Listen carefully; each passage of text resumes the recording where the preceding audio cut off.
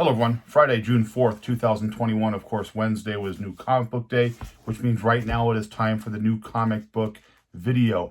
Not a real big week for books. It was just kind of a small stack, as you can see here.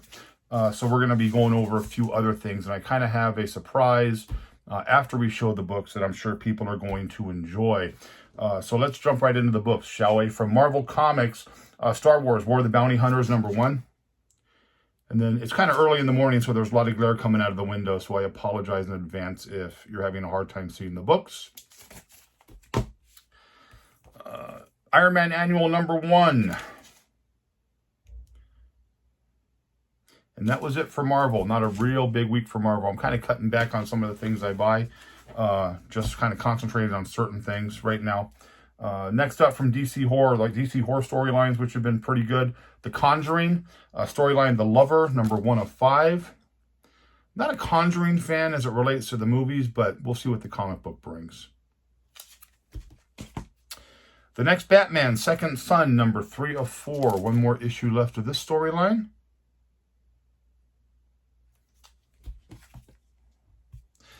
DC Batman 109, also featuring Ghostmaker. Someone getting a big old punch there from the Batman. And the cover B, which always has a $1 more price markup for it because they use the special paper. I never agreed with.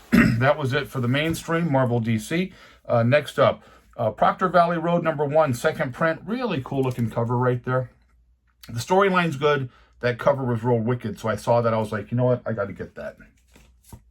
A book that I had on my pick list before it came out that a lot of people jumped on, which I really liked. This is Serial #4. Kind of a Batman homage right there, you know, sitting on a gargoyle. Probably not done intentionally, but that's kind of what I thought when I saw it. Again, between issues 3 and this one here, 3 and 4, there was a little bit of a delay, but you know what? The storyline is still holding my attention, so I'm going to keep buying it. Jenny Zero from Dark Horse #2. From Behemoth Comics, You Promised Me Darkness, #1, second print. Cool cover right there. I like that cover a lot. We discussed Bad Idea, the way they're doing their selling of their books and what people, if they like it, if they don't like it, you know, kind of a manipulation on you have to buy this to get that, or one-day sales. I think it's pretty cool. I think it's a good concept. You know, the books are great quality. The storylines have been pretty solid. This is part of their storyline for Tankers. This is #2. Now, we talked about #1, about soldiers going back prehistoric times, you know, killing dinosaurs because oil reserves are low. Excuse me, got a little throat issue this morning. I read the second one, and I like the second one because the testing fields they used in #1 to teach the soldiers how to kill dinosaurs actually didn't work too well in #2. So I'm still enjoying that. I look forward to seeing the next one. This Tankers #2 from Boom Studios, real popular. How you ever pronounce it, Ballistic or whatever. This is #1, sold really, really well. And #2, or cover B, actually, excuse me. And then my pick of the week, this is from DC Black Label. This is the last of the mainstream books that we have. Excuse me. This is The Nice House on the Lake. This is, of course, from James Tynion. Look, I read the storyline. Absolutely loved it. I love the concept. I've said this about other storylines, that it's definitely made for, you know, TV or a movie. This has TV written all over it. If you read the first story, you'll probably agree the same thing. I picked up a few of these because I think it's just going to be one of those storylines that, you know, is going to catch on. And I'd be very, very surprised if this didn't get sold for television down the road. So I picked a few of these up. This is The Nice House on the Lake, #1. Pick it up if you haven't picked it up, because he's hot as a pistol right now, and he's a very good storyteller. So there was that. And that was it for the new books. Again, like I stated, it was a very small week for books. So we'll jump into some other things. Now, I had made a comment a few months ago that I get a lot of questions from viewers because of my thoughts and my views as it relates to grading comic books. And it said that, you know, getting new things graded isn't that much difficult. It shouldn't be that difficult because you should be able to pull 9/8 right off the shelves. Now, I don't clean, I don't press, I don't believe in that. I believe that the true hunt for me, the way I like it, is to hunt for the raw, untouched books. That is the true enjoyment of doing that. And again, if you're going to alter the way the book looks, if you're going to clean it, if you're going to press it out, have you altered that book's natural condition? That's always been my argument. Some of you agree with it, some of you don't agree with it. That's okay. That's what it's about. Now, like I stated, a few months ago, 2-3 months ago, I made a comment that I had sent at the request of a viewer 4 new comic books because he stated he wanted to see my grading skills as it relates to new books. So I chose, not necessarily new books, but I chose 4 #1 copies of Something is Killing the Children, 4 different covers of #1. And when I did the video, when I made the comment that I was going to do that, I stated I wanted to get, I thought I would get 2 9/8 and 2 9/6. Got the books back yesterday from who I sent them in with. I sent them in with a local comic book store, Fandomverse Comics. He has a contract with CBCS, so I sent them in. And I thought, let's see if I can do it. Well, we're going to take a look at the books first. The first one, which is the big granddaddy, is the A cover of Something's Killing the Children in a 9/8 from CBCS, because I will not use CGC. CBCS is $1,000. I was hoping it would come back. That's what I thought it would with my grading. There it is, 9.8. Really nice looking book. I like the cases though, I have to say that. The cases are really nice. And again, because it's thick, they lock in, they seem to lock in really nice. I like the labels. This was a 9.8. This is white pages. So right there again, there's a 9.8. Next one I sent in was Something's Killing the Children #1. This was the Jay Lee variant. This is a Virgin variant, which is the all red cover. This one again sells pretty well too at a 9.8. Again, see what I got? 9.8. You can see that again. There's some glare there, but there's a 9.8 on that. Very happy there. The back.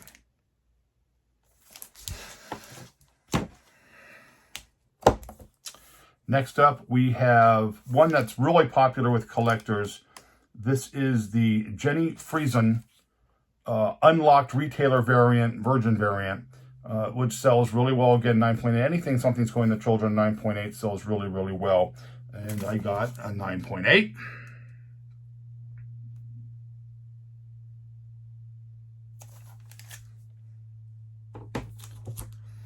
And then finally, the very last one I got was the Something's Going to Children #1. This was a second printing. And I was, hoping again, 9.6, 9.8. That's what I wanted to get out of these, just to kind of prove a point. And I got a 9.8. So 4 submissions, 4 9.8s from a company, CBCS, that quite frankly is really catching up with CGC, because CGC has lost a ton of customers, a ton of big companies. CGC is trying to hire more people. So we'll see what happens with CBCS. I think they're, from seeing both of the types of cover, cases they have, I think CBCS has a better case. I like the label. I'm hearing a lot of good positive things about CBCS. There's still a delay. You're talking 2-3 months to get things back. But that's kind of the nature of the beast right now. And it's no big deal. But there was that. Again, these books came out in 2019. So it's not like I just picked them up off the shelves. They've been, in my boxes and protected the way I do things. But when I say that it's not that difficult to do, it's not that difficult to do. If you just educate yourself on grading standards and grading techniques, you don't need to get them pressed and cleaned. I didn't get these pressed and cleaned. These came right off the shelves. Put in bags and boards and stuck in a box and then pulled out to send into CGC or CBCS, excuse me. And there it is. So there, 4 9/8. I'll show them one more time. The big one, cover A, #1. #2.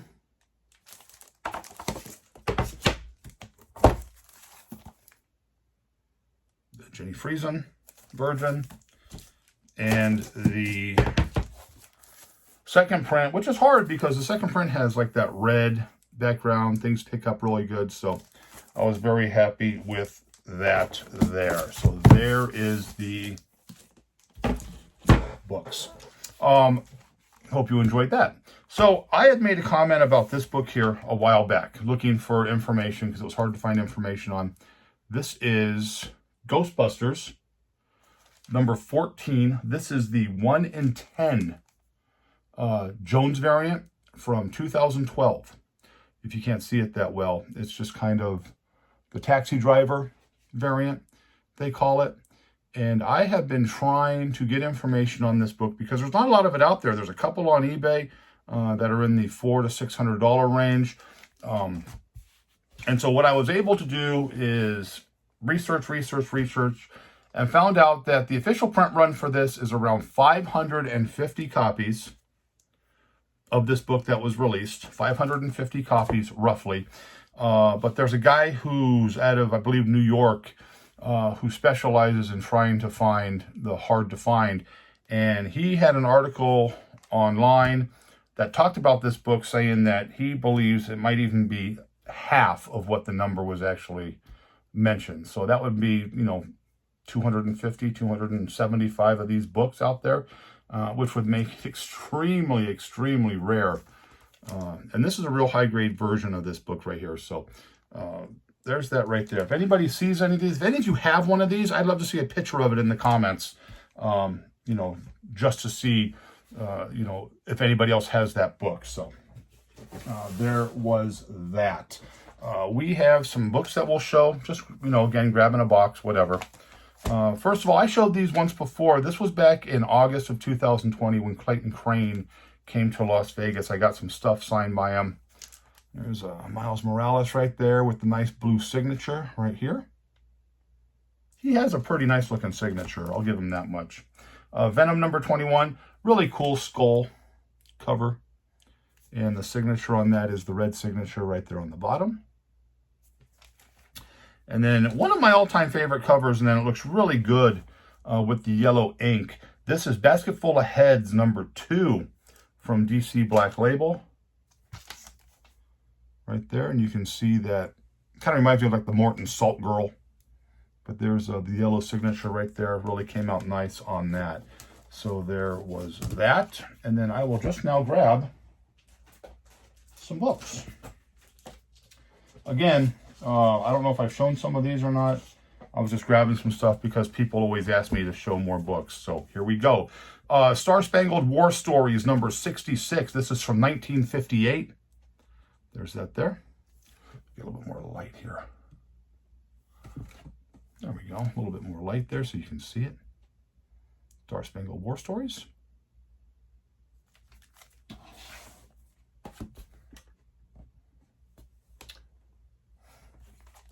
Captain America 113. Popular cover right there. Steranko. Cover art and story. Big 4. Our Fighting Forces number 57 from 1960. Again, we talk about the Japanese rising sun and the Nazi swastikas. People have there is a collector base for that. The war flags from World War II, and there's just another example of it right there. Flash number 162 from 1966. These are just books that I've placed in halfback with my lights and the halfback boards. They just look a little better in there. From 1964, Flash 146. There's that. I have shown this. This is a terrible condition book. It is a 1.0. It is complete, but it is in terrible condition, but it is a very difficult cover to find. This is what the price guide calls a suggestive cover, and it is. And so when I had an opportunity to buy this, I picked it up because you do not see this book that much. This is Teenage Romances, And this is, what number is it? Number 38. And this is from 1954, pre-code. But it's like she's saying, there's no room back here, Matt. Go curl up in the front seat and keep the headlights on. But we're still stalled here for the night, so let's make the best of it as he's crawling into the back seat. Probably not going to end too well for her. Just a hard book to find. I mean, I don't see a lot of those covers, so when I had the opportunity to purchase that, I did. Next up, we have Crime and Punishment number 22 from 1950. Cool looking cover there. Big Town, issue number 1. Whenever you can get a number 1 issue, especially something from pre-code, and you have an opportunity to buy it in any condition at a decent price, you do. I picked this one up here. This is 3.0 from 1951.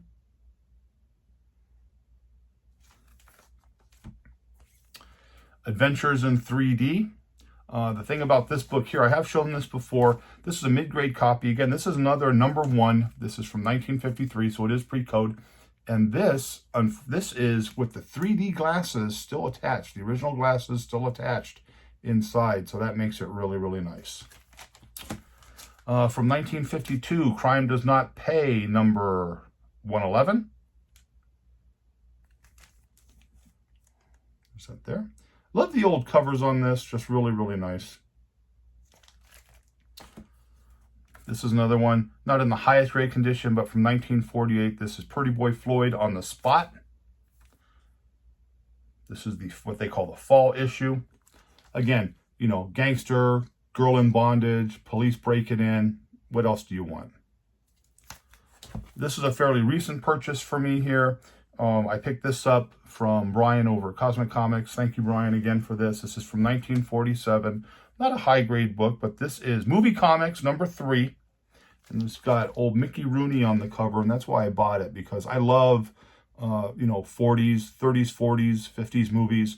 And to get Mickey Rooney on the cover of a comic book, I would be all over that. And there he is right there, cutting up a little rug. We talked about this one as well. I bought this at the same... same time. This is The Spirit, number 8. And again, this was one of the things we talked about where, you know, things you probably couldn't get away with today, with the depiction of the young black child in there. You're probably not going to get that because people, the cancel culture are going to be all over that. But again, it was what it was at that time. And this is just kind of a book that I wanted, 1947. So again, pre-code. In halfway decent condition, and we are going to do another stack of books, and that will be the end of it. One more little stack here, make sure it doesn't fall. One of my all-time favorite covers, Brave and the Bold number 83. Nice high-grade Neil Adams cover right there. Just always like that picture of Batman choking out Robin. Action Comics 314, 1964.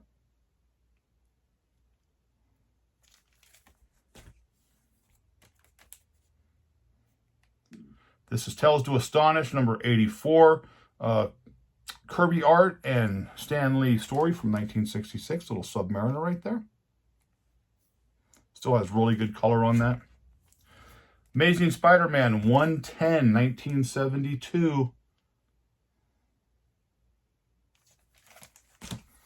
Early Aquaman. This was Aquaman number 2 from 1962. Nick Cardy cover. We know we love Nick Cardy on this channel.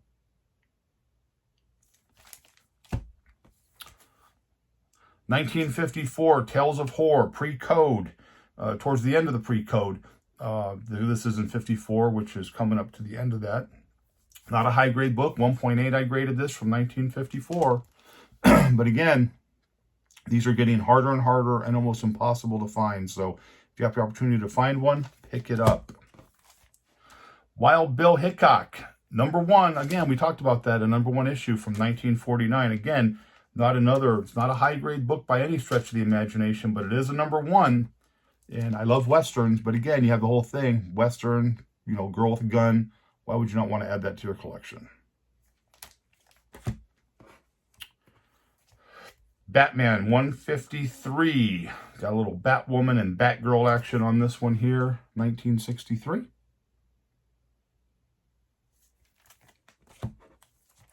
Detective Comics 329 from 1964. Nice high grade of that one there. And we are going to end it with an iconic cover. This is just a very popular cover. This is Tales to Astonish, number 93. This is a high-grade version of this book. And it's a very desirable book. These sell very, very easily and very, very quick whenever you find them. This is number 93. Of course, the famous Hulk and Silver Surfer cover. Really nice looking book right there. And that is all we have for today. A little bit of everything. Not a really good flowing video for me. I have a lot of stuff going on, obviously. It seems like I always have a lot of stuff going on. But I tried to bring you new books, old books, and then I hope you enjoyed those graded books. Again, I always say this. It's not that difficult to learn how to grade books if you know what you're looking for as it relates to what these companies are looking for when they're doing these books. You can't, you just can't let someone judge the book for you, because I see a lot of people who send books in, you tell them, hey, you got a nick on this corner, you got a nick on that corner, you should never sent that book in. They're like, well, I didn't know because I see other books that get graded that have that damage.